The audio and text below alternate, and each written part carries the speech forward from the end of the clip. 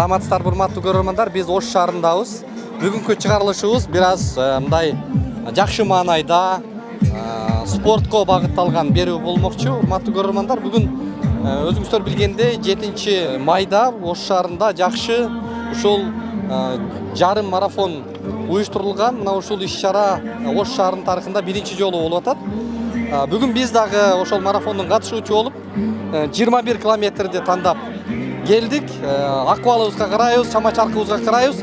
Эгер чуркай алсак 21, болбосо 10,5 километрди багынталы деп турабыз. Бул спорттун түрүндө биз дүйнөлүк легендаларды дагы эсибизге салып, мындай бир эстейт экенбиз. Анткени ушул марафондо, толук марафондо, жарым марафондо дегеле дүйнөлүк мындай бир ушул чуркоо марафондорунда кениялык Элует Кипчаге деген бул легендарлуу спортчу ушул 42 километрди 2 саат аралыгында чуркап, ушундай бир адамзаттын тарыхында болбогон бир көрсөткүчтү көрсөткөн да.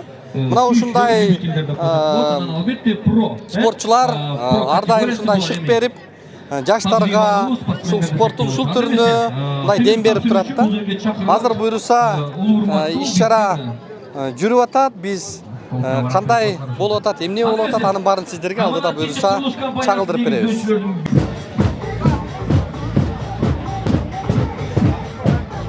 Урматтуу достор, биз азыр 21-10,5 километрге болгон жарышуу баарыбызга ийгилик каалаңыздар. Буйруса аман эсен жакшы чуркап барып келели.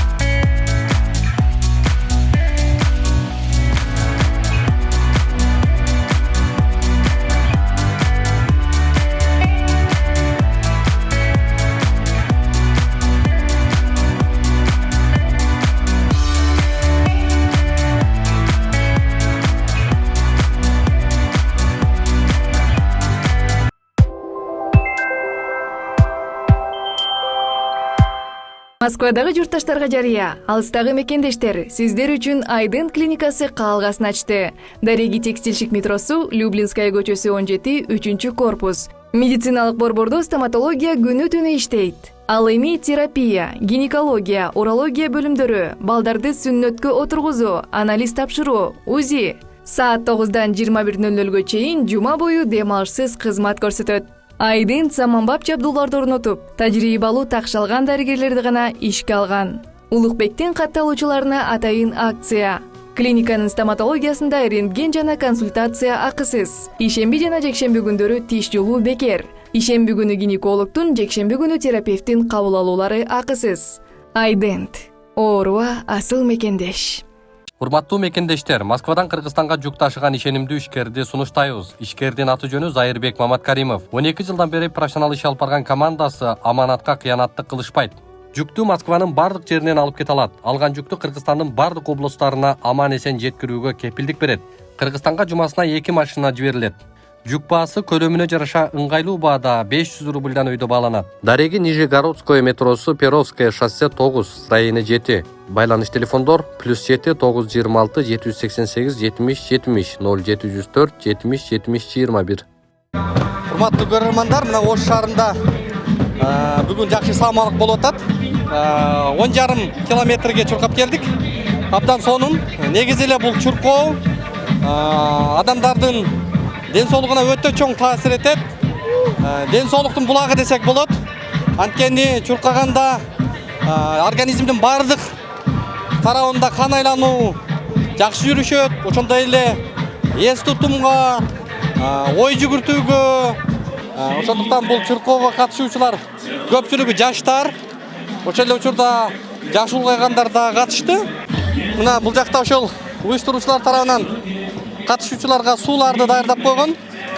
Мына мындай жашылча жемиштерден да даярдап коюшкан. Мына биздин жакшака кыздарыбыз, балдарыбыз келгендерге жакшы маанай менен берип атышат. Анан мына биздин май кызматкерлери, күч органдары мына абдан жакшы кызматтарын өтөп атышат. Деги койчу маанай сонун. Бүгүн биз биздин катталуучуларга, биздин көрөрмандарга ушундай чуркоого оңой, жеңил жана ошондой эле абдан ден соолукка пайдалуу болгон спорттун түрү бул. Барыңыздарды ушул чуркап спорт менен алек болууга үндөйбүз, чакырабыз. Ден соолугубуз бекем болот, күчтүү болобуз. Жакшы идеяларды, жакшы иштерди жасаганга жакшы дем болот да. Бул жакта ошол бүт бардык кызматтар, мына медициналык тез жардам кызматы дагы турат. Коопсуздукка, ден соолукка жана андай бир кокустуктар болсо депчи. Бул жактарда ушул чуркап келгендер тамактануучу атайын койкаларды кылып коюшуптур. Анан биздин мына көзүбүзгө могул урунуп атат. Бул дагы өзгөчө болуп турат. Мына Гүлжамал айым ден соолугуна байланыштуу жардамга муктаж экен, кайрымдуулук көрсөтөм дегендер. Бул жерден дагы ушул электрондук ушул Instagram баракча аркылуу дагы өзүңүздөрдүн салымыңыздарды кошсоңуздар болот экен. Биз дагы кур келбей өзүбүздүн салымыбызды кошуп коелу, кичине болсо дагы. Көмөктөшөм дегендер бул жактан көмөктөшсөңүздөр болот экен. Ошол эле учурда мына бул жерде дагы бир жагдай жакшы реквизиттерин кылып коюптур. Бул жакты дагы алып койсоңуз балким биздин көрөрмандар ушул аркылуу жардам берет. Саламатсыздарбы? Бул кайрымдуулукка кетеби кандай? Ушундай кайрымдуулук. Атыңыз ким болот? Мен Айжамал, сиңдиси болом. Айжамал. Гүлжамал эжем. Өзү жасап келдик баарын. Не диагноз коюлду эле эжеге? Ошо рак кишечника и эмеден. Ашказандан анан баягы эмеден. Эмне ичегиден. Не болуп атат азыр? Кандай жардам чогулуп атабы? Алхамдулилла чогулуп атат азыр. Адамдар колунан келишинче жардам берип атышат. Азыр көп уже суммада акча чогулуп калды. Азыр кичине эле калды да. Бир аз жетпей атат дагы. Мына көрөрмандар өзүңүздөр салым кылсаңыздар болот. Буларды ошол үйдөн үй шартында даярдап келип домашний аз бул жерде дагы көбү калбай калды. Самса, блинчик ушундай нерселер баары калбай калды уже. Баардык домашний өзүбүз колдо жасап келгенбиз. мына бул да болсо жакшы бир көрүнүш. Биз дагы бул жакта кандай иш-чаралар болуп атат, ал жакты дагы тааныштырып өтө берели. Жүрүңүздөр. Бүгүнкү иш-чаранын себепкерлери, уюштуруучуларына дагы микрофон сунбасак болбойт. Мына ушул жигиттер башында туруп, салам алейкум. Уюштуруп ушул иш-чараны пландап жүрдүңөр. Биринчи көрөрмандарга ошо аты жөнүңөрдү, ким уюштуруп атат, эмнеге уюштуруп атасыңар, максаты кандай? Ушул боюнча токтолсоңор. Биздин аты жөнүбүз Алмамбет Ибраимов. Мен Аманат Сити курулуш компаниясынын башкы маркетологу болгом.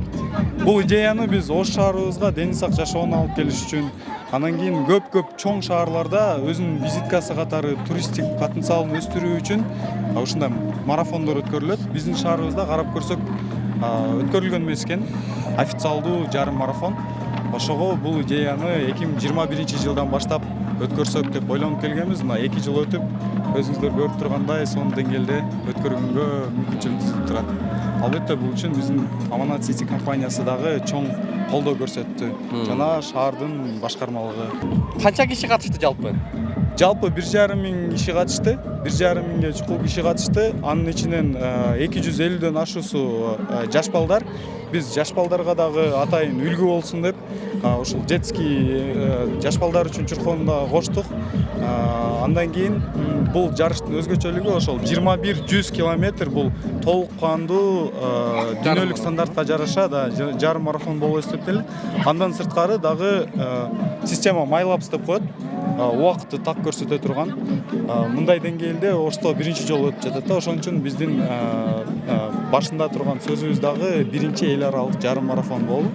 Анан дагы өзгөчө бизди кубандырганы бул бизге Өзбекстандан, Орусиядан, Казакстандан коноктор келип, азыр өзүңүздөр көрөсүздөр, байгелүү орундарга ээлешкендер дагы. Анан жана бул чуркоо, дени сак жашоону пропагандалоо үчүн бул жарышка даярдык башталганда эле биз өзүңүздөр деле байкасаңыздар керек, шаардын ичинде чуркап өзүнүн ден соолугуна кам көргөн адамдар көбөйдү да.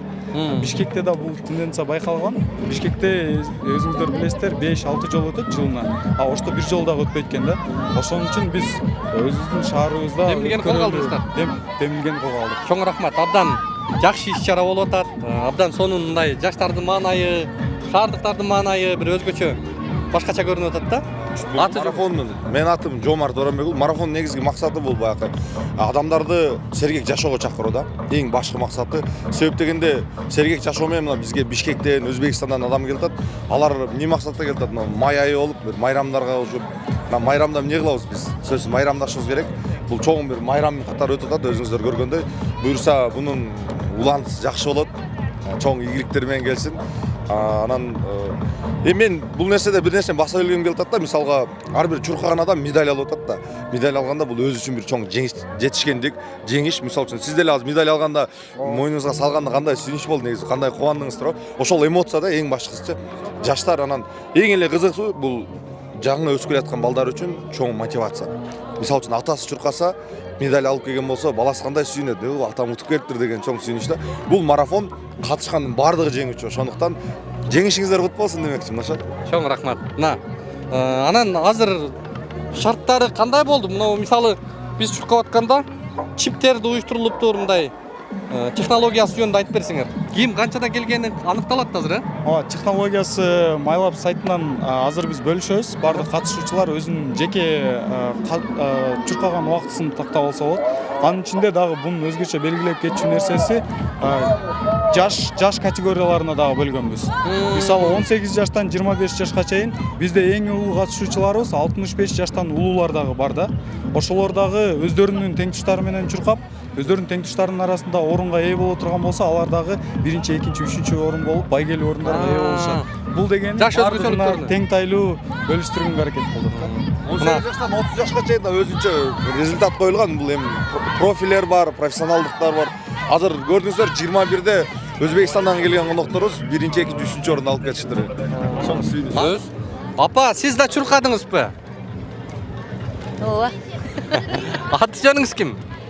Атым Кадырова Тынчыкан. Спортко кызыккандыгыңыз Ооба. көрүнүп турат апа. Жакшы. Спортко кызыгам. Бүгүн иш-чарага келдиңиз? Атай келдим дагы көрөйүн деп. Спортто неберелерим жүгүрөт да. Кадыров Элдияр жүгүрөт, неберем. Мына жүгүрөм деп келди кичине неберем. Кичинекей. Кичинекей. Салам алейкум. Жүгүрөм да. Канчага чуркадың? 5 километрге. Боптур, ишиңерге Кандай ийгилик болуп атат? болсун. Жакшы болуп атат майрам. Маанайыңыз кандай? Аябай жакшы, майназы ачык. Аябай жакшы. Силерге чоң ийгилик каалайм. Баардык дайыма ушундай ойноп күлүп жүрө бергиле. Ушундай спортто ойной бергиле. Кыргызстандын алдыңкыларынан болгула. Ар жака барып ойноп, биринчиликтерди алып келе бергиле. Чоң рахмат апа. Ден соолукта болуңуз. Первое место. Время 40 минут 25 секунд. Золото. Чалалов Айбек.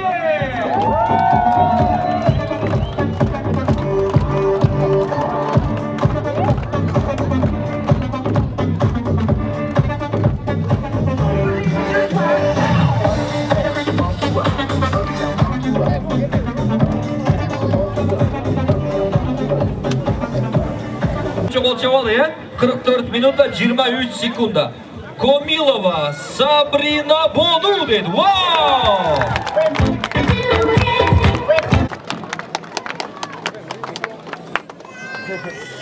Да, можно поаплодировать всем призершам. Все победительницы на пьедестале. Урматтуу көрөрмандар, иш-чара өзүнүн соңуна келди. Азыр сыйлык тапшыруу аз эми болуп атат. Абдан жакшы маанайда, жакшы деңгээлде бул иш-чара өттү. Биз ушул көрсөтүү менен ар бириңиздерди ушул спорт менен алектенүүгө, спорт менен жашоого чакырабыз. Анткени бул ар бирибиздин ден соолугубуз үчүн чоң пайда. Баарыңыздар спорт менен алек болуңуздар, бар болуңуздар. Динара өзү күткөн эмес окшойт, үйгө кетейин деп даярданып, сумкасын астырып даярданып турган экен. Урматтуу мекендешим, өз үйүң, өлөң төшөгүң демекчи, бул заманда жеке турак жайлуу болууга эмне жетсин. Бул муктаждык боюнча ойлонуп жүргөн болсоңуз, биз сизге жакшы тандоо сунуштайбыз. Азыр мен турган жер Ылдыйкы Жал кичи районундагы Үмүт строй компаниясы куруп жаткан Мурас көп кабаттуу объектиси. Эмне себептен Үмүт строй компаниясын сиздерге сунуштап жатам? Бул биринчи кезекте документациясындагы тактык жана тазалыгында. Келечекте үйүңүздүн документине байланыштуу эч кандай кыйынчылыкка дуушар болбойсуз. Бул критерий учурдун эң негизги көңүл бурчу маселеси болушу шарт. Экинчи жагдай, курулуп жаткан үйдүн сапаттуулугунда Үмүт строй курулуш компаниясы сейсмологиялык коопсуздукка жана курулуш норма эрежелерин толук сактоого кепилдик берет. Аталган турак жай 10 кабаттуу комфорт класстагы Ылдыйкы Жал кичи районундагы Курчатова 23 дарегинде жайгашкан. Ошондой эле бала бакча, мектеп, жогорку окуу жайлары, поликлиника жана ири соода борборлору кадам сайын кезигет. Эң башкысы, узак мөөнөткө 33 айга бөлүп төлөө мүмкүнчүлүгүнө ээ болосуз. Мурас көп кабаттуу объектисин 2025 жылдын 2 кварталында өз ээлерине тапшырууну пландашууда. Толук маалымат алуу үчүн дарегибиз Жаманбаева 36/1, байланыш телефондор 0501 44 22 22, 0221 44 22 22. Баса, бул курулуп жаткан көп кабаттуу үйдүн курулуш норма эрежелерин сактап куруусуна биз өз көзөмөлүбүздү жүргүзүп турабыз. Андыктан кабатырланууга негиз жок.